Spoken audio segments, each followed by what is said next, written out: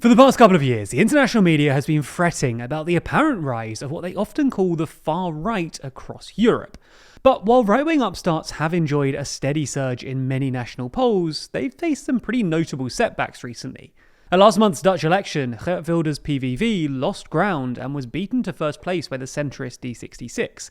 And in Portugal, Chega fell well short of expectations in last month's local elections.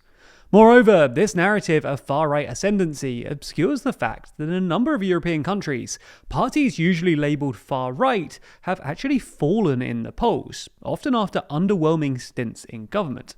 So in this video, we're going to take a look at the experiences of some of these parties in Europe, what it can tell us about the movement as a whole, and whether it means that Europe's far-right has peaked.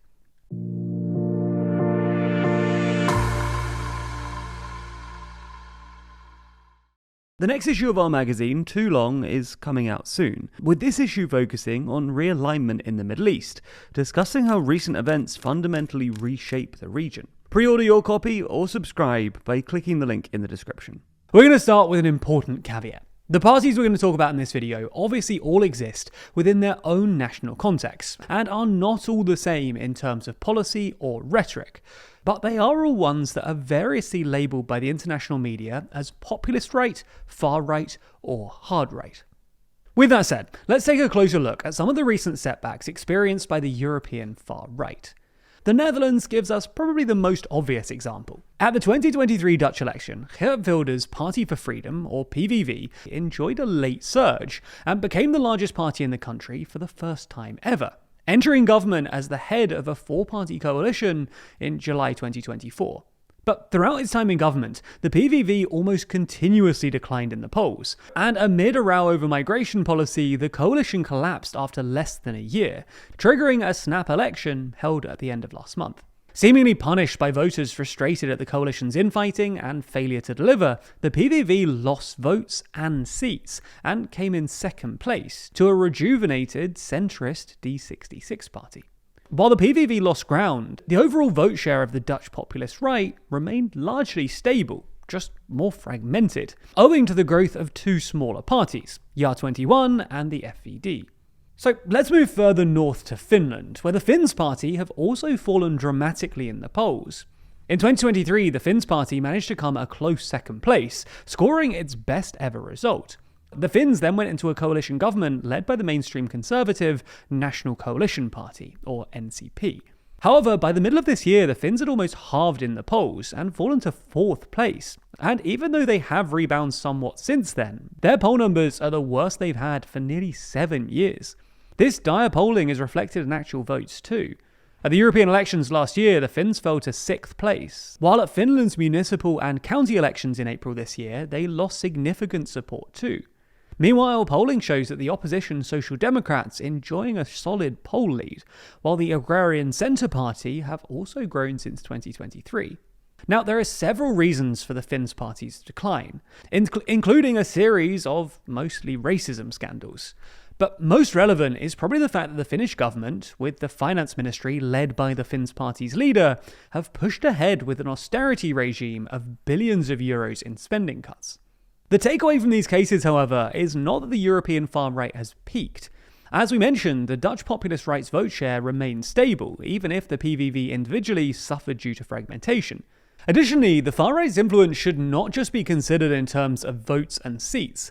The shift right on things like migration by many of Europe's mainstream parties seeking to counter the populist right reflects its enduring influence. The main takeaway then from the Dutch and Finnish experiences is that in many ways winning an election and or entering government as a far-right party may actually be the easier part, while governing effectively and retaining popularity is harder, a fact which can drive something of a boom-bust cycle. And this will be a familiar phenomenon for those who follow Austrian politics. The far-right Freedom Party of Austria, or FPO, entered a coalition following the 1999 election. But this was marred by infighting, and the FPO lost significant support at the next election in 2002. After a long period of rebuilding, they returned to government after the 2017 election, but were soon engulfed in scandal, and their popularity fell sharply once again at the 2019 election. The FPO then recovered and managed to win the 2024 election, but were locked out of power and are currently polling an even stronger first place from the opposition benches, while the Grand Coalition parties have all suffered. Of course, at the same time we've seen far-right parties struggling in government, there are plenty of other cases where they're in opposition and in strong positions. In France, National Rally commands a double-digit lead in legislative polls, while presidential polls suggest that the party's leader, Jordan Bardella, would comfortably win the first round of a presidential election due in 2027.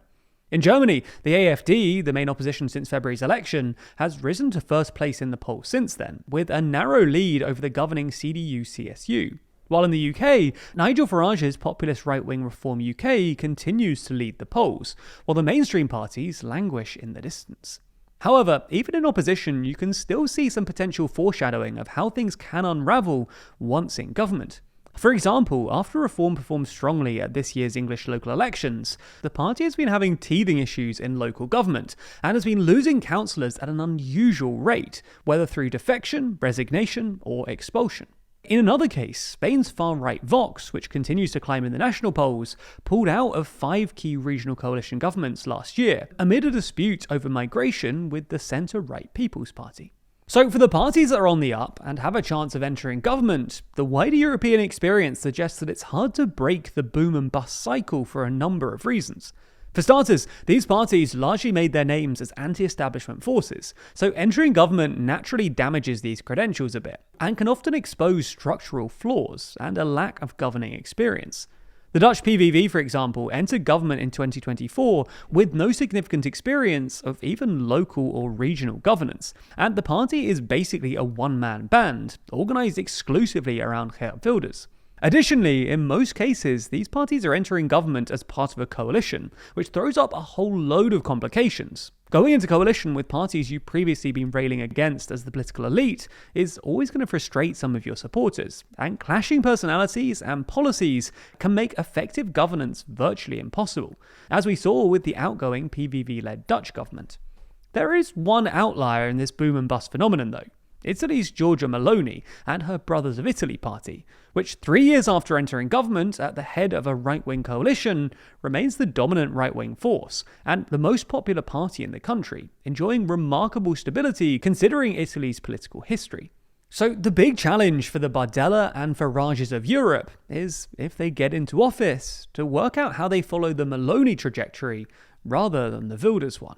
By now, you probably heard all about this story online, but depending on where you read about it, you might have heard a completely different side of the story. So how are you supposed to know what's real and what's being fabricated by one side or the other?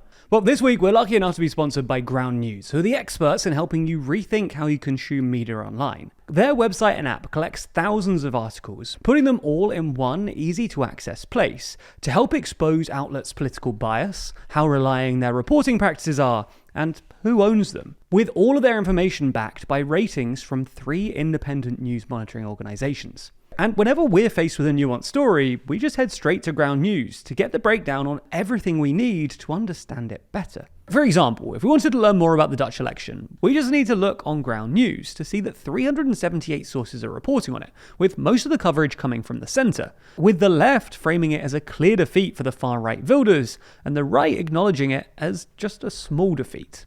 You can see quickly who owns the outlets behind each story, and that context matters. Once you start noticing how independent sources frame things differently than massive conglomerates, it changes how you read the news. We've even used it to filter out corporate-owned media when we want a wider mix of voices or hone in on the highest-rated factual outlets. It's one of the few tools that actually helps you shape your media diet, not the algorithm. You know it's no secret just how much we appreciate Ground News. Having such an incredible tool to help us stay fully informed and aware of political bias is a game changer in today's media landscape. And as such, we partner with them to offer TLDR viewers 40% off their unlimited access Vantage plan. All you have to do is subscribe through the link in the description or go to ground.news/TLDR or even scan the QR code on screen, and you'll be supporting an independent news platform working to make the media landscape more transparent.